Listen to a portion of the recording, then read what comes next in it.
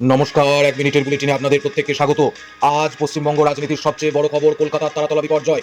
গতকালের নির্মীয়মান গোডাউন বা গুদামঘর ভেঙে পড়ার ঘটনায় মৃতের সংখ্যা বেড়ে দাঁড়িয়েছে ৫। এই ঘটনায় বুধবার মধ্যরাতে মূল অভিযুক্ত গোডাউন মালিক শম্ভুনাথ বেহেরা সহ ৩ জনকে নাটকীয়ভাবে গ্রেপ্তার করেছে কলকাতা পুলিশ। তদন্তে নেমেছে রাজ্য সরকারের বিশেষ তদন্তকারী দল সিট। দুর্ঘটনার পরে নজিরবিহীন কড়া পদক্ষেপ নিয়েছেন মুখ্যমন্ত্রী শুভেন্দু অধিকারী। পূর্বতন তৃণমূল সরকারের আমলে অনুমোদিত কলকাতার সমস্ত আন্ডার কনস্ট্রাকশন বা নির্মীয়মান কমার্শিয়াল বিল্ডিং এর কাজ আগামী ৩১শে জুলাই পর্যন্ত সম্পূর্ণ বন্ধ রাখার নির্দেশ দিয়েছেন তিনি। মুখ্যমন্ত্রী স্পষ্ট জানিয়েছেন, কলকাতা পুরসভার বিশেষ টিম দিয়ে আগে সবকটি বিল্ডিং এর সেফটি অডিট করা হবে, তারপরই মিলবে কাজের অনুমতি।